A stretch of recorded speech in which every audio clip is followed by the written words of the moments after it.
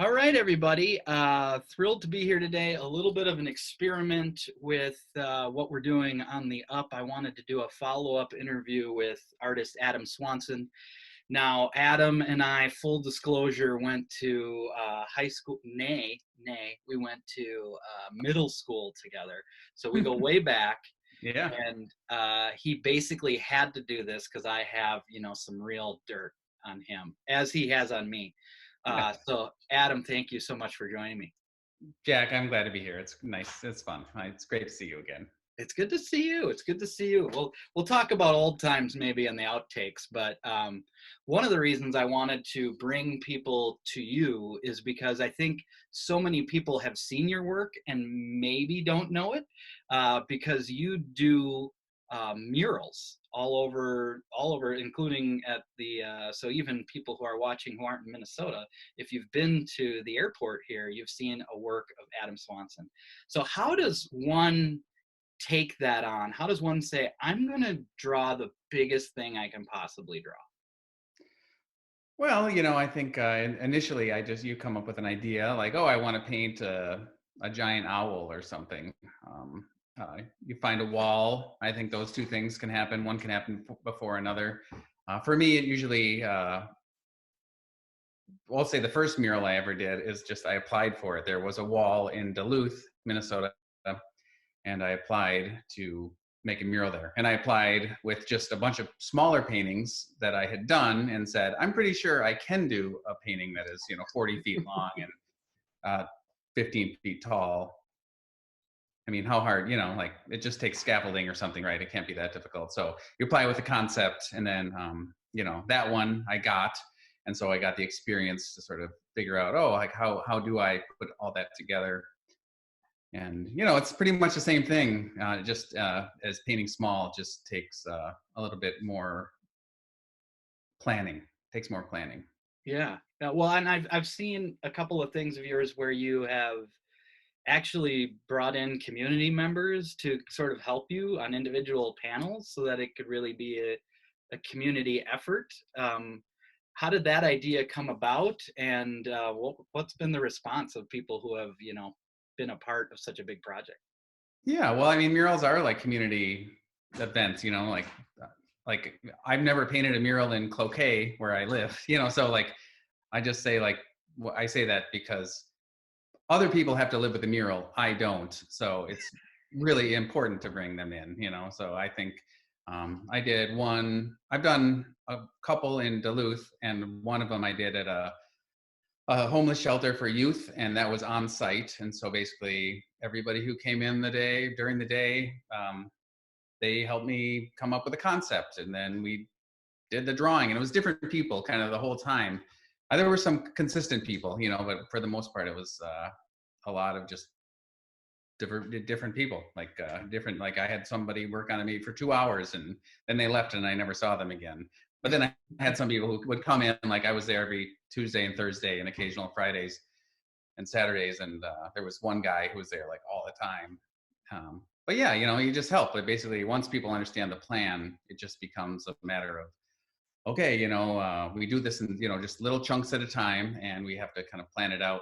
And you just kind of hit the go button, put some music on and paint. That's great. That's great. And then now going from big to small here, talking about some of your other works, I have a friend who has a piece of yours, and he mentions that some people will just come downstairs and go, oh, that's an Adam Swanson right there.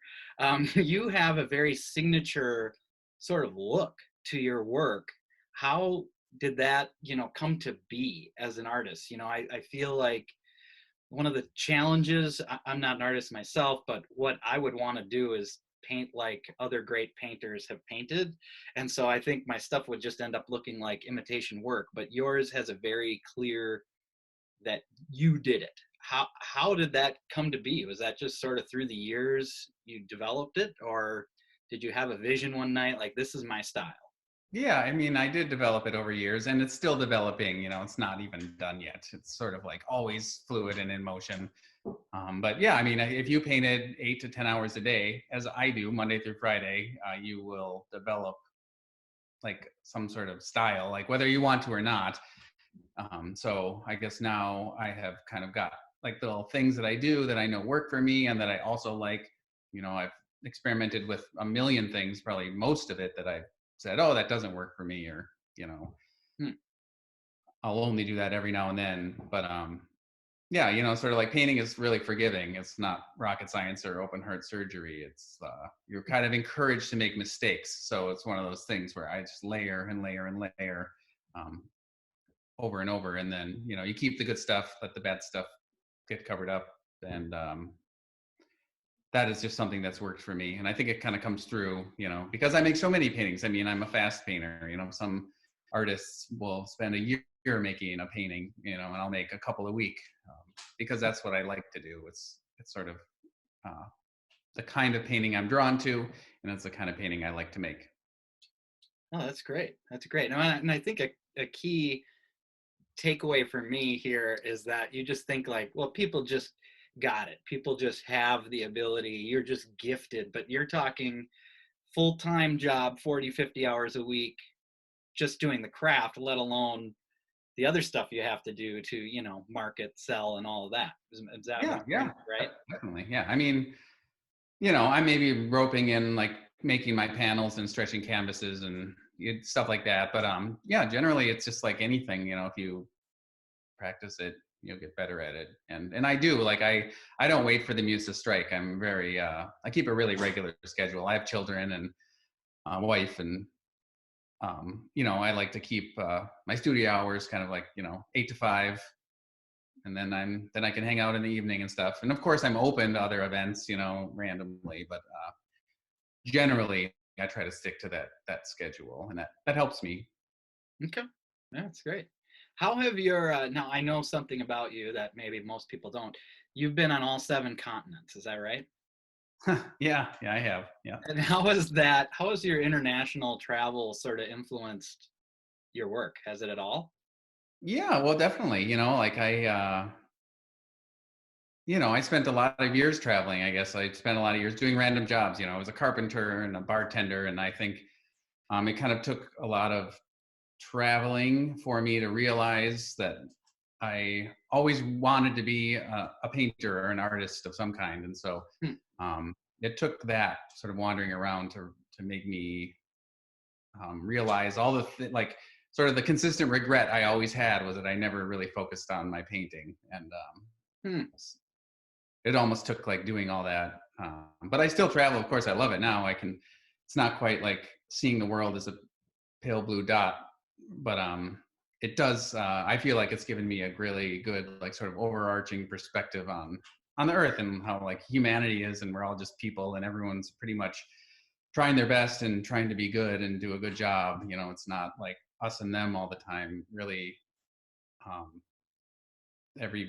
people are just people everywhere you go. And they're nice usually. Yeah. Yeah, well, that's really neat. So if somebody, I have a feeling coming out of this quarantine, some people will be out of work, and that can be a bad thing. But I also think it's a launching off point for people to exactly what you're saying. Like you just felt it in your bones that you needed to be painting. What sort of encouragement can you give people who want to make the leap and have a passion but haven't gone for it? Yeah, well, that's a good question. Man,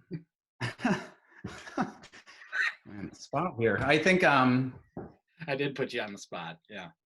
It doesn't have to have a magic answer, but no, it's good. I would say just like make time for it. Like it's so easy to get caught up in your day to day that you don't make time for things that you think are selfish or pointless or something. Um, but if you really care about it, you should make time for it. And it's as simple as that. If you spend 10 minutes a day doing something, for example, I'm terrible at guitar. I always wish I was better. But there have been periods in my life where I've just spent 10 minutes a day doing it, and I'm like, have become better through that. And I know if I amped it up to an hour a day, like I would probably be really good, and it's just like that with almost anything in life. If you just chisel out time and say, oh, I'm going to do this for some time every day, even if it's garbage for the first 3 months or something, you're going to get you're going to get better, and then you're going to even realize, oh, maybe I don't regret not doing this. Or maybe this is okay that I let this fall to the wayside because um I don't like doing it as much as I thought I was going to, or something. But Right. Interesting. So, almost like five swings with a sharp axe to a tree every day, eventually it will fall, kind of thing. yeah, exactly, that's good. It's a good one. Yeah. Yeah. Well, it's not my original work, but if somebody wants to Yeah, put that in a meme with my face on it, I'd appreciate it. yeah, I'll think about that. I'll think about it. All right, Adam. Well, thank you so much for joining us on this, our first sort of deep dive with a guest on the Up. Yeah, man, I'm really glad you asked me. This is super, super great. All right. Well, for people interested in Adam Swanson's work, you can find him at Facebook. Just Google Adam Swanson. I'm going to put the link below so it's really easy for people to plug and play. But again, thank you for your time. And you guys have been watching The Up. We'll see you soon. Yep.